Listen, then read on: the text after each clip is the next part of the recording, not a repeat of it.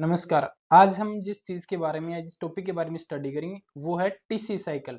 तो देखेंगे कि टीसी साइकिल क्या होता है और इस टीसी साइकिल की सिग्निफिकेंस क्या है। टीसी साइकिल है वो कौन सी साइट के ऊपर होता है, तो उसके बारे में अपन स्टडी करेंगे।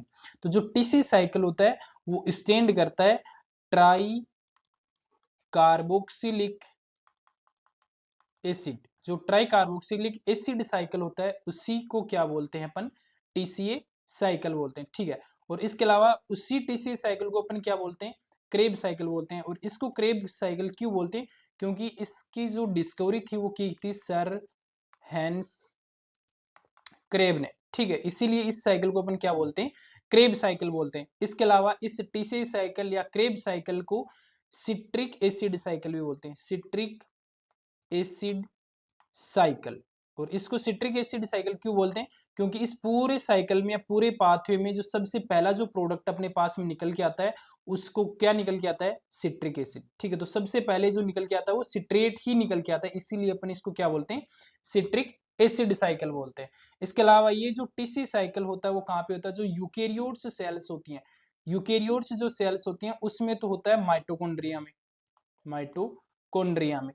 और इसके अलावा जो प्रोकैरियोट्स सेल्स होती हैं उन प्रोकैरियोट्स सेल के साइटोसोल में, यूकेरियोट्स सेल के माइटोकॉन्ड्रिया में और प्रोकैरियोट्स सेल्स होती हैं उसके साइटोसोल में। अब देखते हैं टीसी साइकिल क्या होता है। जो टीसी साइकिल होता है उसमें क्या होता है, TC cycle is a series of chemical reaction, series of chemical reaction. जो केमिकल रिएक्शंस होती हैं उनकी सीरीज होती है, जिसमें क्या होता है, oxidation of acetyl coenzyme A, acetyl coenzyme A है उसका क्या होता है, ऑक्सीडेशन होता है। और इसका ऑक्सीडेशन होकर के क्या होता है, रिलीज करवाता है एनर्जी को, रिलीज एनर्जी। जो सेल्स के लिए जो एनर्जी प्रोड्यूस होती है उसको रिलीज करवाने का जो काम करता है वो कौन करता है, फिर टीसी साइकिल। तो टीसी साइकिल क्या होता है, a series of chemical reactions in which the oxidation of the acetyl coenzyme for release of energy. ठीक है, तो एनर्जी को रिलीज करवाने के लिए टीसी साइकिल जरूरी होता है। और जो टीसी साइकिल होता है तो जो मेटाबॉलिक पाथवे होते हैं उसमें भी इंपॉर्टेंट रोल प्ले करता है। मेटाबॉलिक जो पाथवे होते हैं जिसमें एनर्जी का प्रोडक्शन होता है उसमें भी इंपॉर्टेंट रोल प्ले करता है टीसी साइकिल। तो ये था TC cycle. TC cycle means try carboxylic acid cycle, जिसको अपन क्रेब साइकिल भी बोलते हैं, सिट्रिक एसिड साइकिल भी बोलते हैं। क्रेब साइकिल इसलिए बोलते हैं क्योंकि इसकी जो डिस्कवरी थी वो सर हेंस क्रेब ने की थी। और सिट्रिक एसिड साइकिल इसलिए बोलते हैं क्योंकि इसमें जो सबसे फर्स्ट प्रोडक्ट निकल के आता है वो सिट्रेट होता है। इसके अलावा ये कहाँ पे होता है, यूकेरियोट्स सेल के माइटोकॉन्ड्रिया में और प्रोकैरियोट्स सेल के साइटोसोल में। तो अब देखते हैं नेक्स्ट।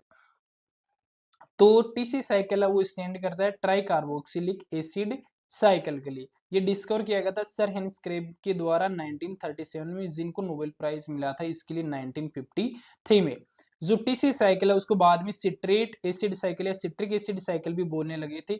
और इसकी जो खोज की थी इस साइकिल की, सिट्रिक एसिड साइकिल, तो वो की थी ऑगस्टन ने 1948 ने। ये तो अब देखते हैं टीसी साइकिल की definition. It is a central metabolic pathway, means मुख्य जो पाथवे होता है मेटाबॉलिक प्रोसेस का वो होता है जिसमें सभी एरोबिक ऑर्गेनिज्म जिसमें ऑक्सीजन ली जाती है, ऑक्सीजन की प्रेजेंस उन सभी टाइप के ऑर्गेनिज्म में सेंट्रल मेटाबॉलिक पाथवे होता है, जिसमें क्या होता है, एसिटाइल को एंजाइम है वो ऑक्सीडाइज्ड होता है और ऑक्सीडाइज्ड होकर के एटीपी के फॉर्म में जो एनर्जी स्टोर्ड होती है उसको रिलीज करवाता है।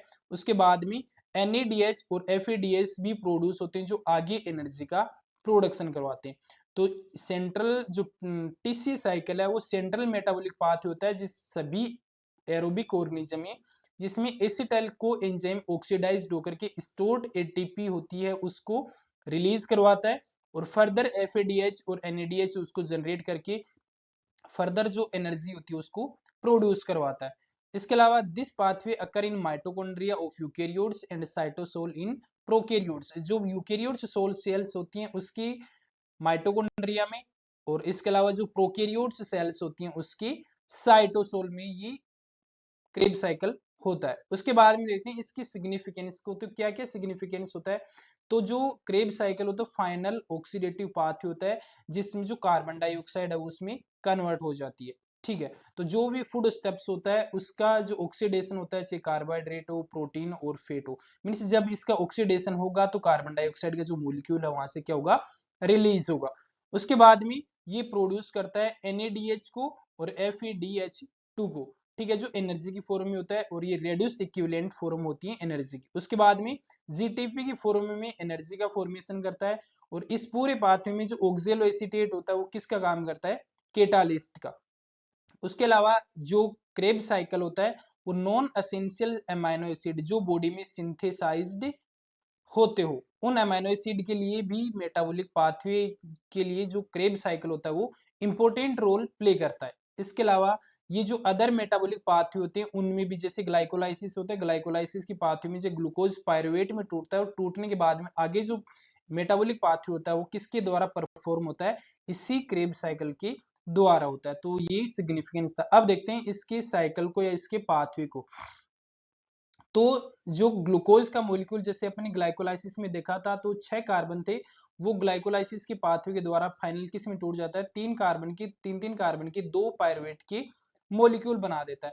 अब ये जो पायरुवेट का मॉलिक्यूल है, ये pyruvate pyruvate dehydrogenase complex enzyme की प्रेजेंस में किस में कन्वर्ट हो जाता है, एसिटाइल को एंजाइम ए में, और जिसमें पायरुवेट में 3 कार्बन थे और यहाँ पे कितने कार्बन रह जाएंगे, केवल 2। क्यों, क्योंकि यहाँ से एक कार्बन डाइऑक्साइड का जो मॉलिक्यूल है वो निकल जाएगा और NADH की फॉर्म में जो एनर्जी का फॉर्मेशन होगा।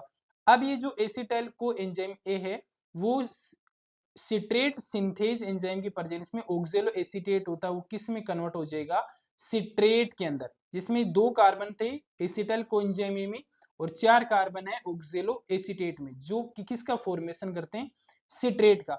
ये सिट्रेट का मॉलिक्यूल एकोटिनेज एंजाइम की प्रेजेंस में आइसोसिट्रेट में टूट जाएगा, और ये जो आइसोसिट्रेट होता है वो आइसोसिट्रेट डीहाइड्रोजिनेज एंजाइम की उपस्थिति में अल्फा कीटोग्लूट्रेट एंजाइम बनेगा, और ये अल्फा कीटोग्लूट्रेट यहाँ से कार्बन डाइऑक्साइड का जो एक मॉलिक्यूल है वो क्या कर देगा, यहाँ से रिलीज कर देगा।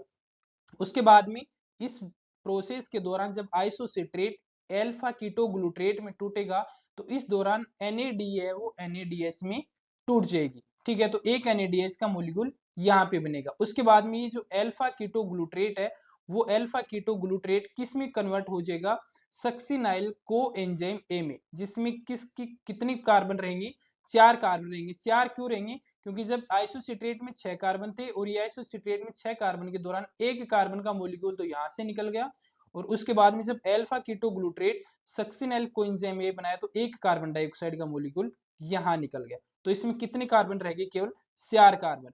तो ये सक्सिनाइल कोएंजाइम ए जब कन्वर्ट होगा सक्सिनेट में तो इस दौरान भी एक NADH है वो एक NAD वो किसका रिलीज करेगा, एक NADH का। तो एक एनर्जी का मॉलिक्यूल यहाँ से बनेगा, और सक्सिनाइल को एंजाइम ए है वो सक्सिनाइल को एंजाइम ए सिंथेज एंजाइम की प्रेजेंस में सक्सिनेट का सिंथेसिस करेगा, और इस दौरान एक GTP का फॉर्मेशन हो जाएगा।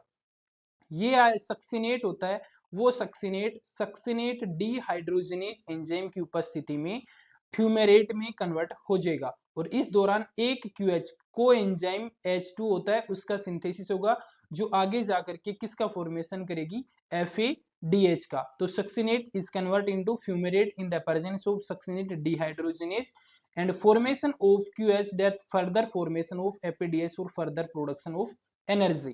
उसके बाद में जो फ्यूमेरेट होता है वो फ्यूमेरेज एंजाइम की उपस्थिति में मेलेट जो मॉलिक्यूल होता है उसका फॉर्मेशन करेगा, और इस मेलेट में भी कितने कार्बन है, यहाँ से लेकर के 4 ही कार्बन है, ठीक है। उसके बाद में ये जो मेलेट का मॉलिक्यूल है वो मेलेट डीहाइड्रोजनेज की प्रेजेंस में टूट करके ऑक्जेलो एसीटेट बनेगा, और जब ये टूटेगा तो एक एनर्जी का फॉर्मेशन NADH का यहाँ से होगा। तो इस पूरी प्रोसेस में अपन ने क्या देखा है कि जो NADH के जो मॉलिक्यूल होते हैं वो बनते हैं, GTP बनती है और FADH2 बनता है, और इसके अलावा कार्बन डाइऑक्साइड के जो मॉलिक्यूल होते हैं वो रिलीज होते हैं। तो 2 कार्बन डाइऑक्साइड रिलीज हुए, एक तो ये रहा और एक ये रहा, तो 2 कार्बन डाइऑक्साइड रिलीज होते हैं, और NADH कितने बनते हैं, एक तो NADH ये रहा, एक सेकंड, थर्ड और उसके बाद में फोर्थ। तो NADH के मॉलिक्यूल वो कितने बनते हैं, 4 और जीटीपी कितनी बनती है, केवल एक, ये वाला, ठीक है। तो जीटीपी जब सक्सिनाइल कोएंजाइम में सक्सिनेट में कन्वर्ट होता है तो एक जीटीपी का फॉर्मेशन होता है और एक एफएडीएच का फॉर्मेशन होता है, ठीक है। तो ये इसके रिजल्ट हो गया। तो क्या क्या बना है, कार्बन डाइऑक्साइड बनी है, एफएडीएच2 बना है, जीटीपी बनी है और एनएडीएच बना है, ठीक है। उसके बाद में देखते हैं कि जो NAD है वो ऑक्सीडाइज्ड फॉर्म होता है, NADH का जो इलेक्ट्रॉन को एक्सेप्ट करता है, जबकि NADH होता है वो रेड्यूस्ड फॉर्म होती है, NAD की जो क्या करता है, इलेक्ट्रॉन को डोनेट करता है, ठीक है।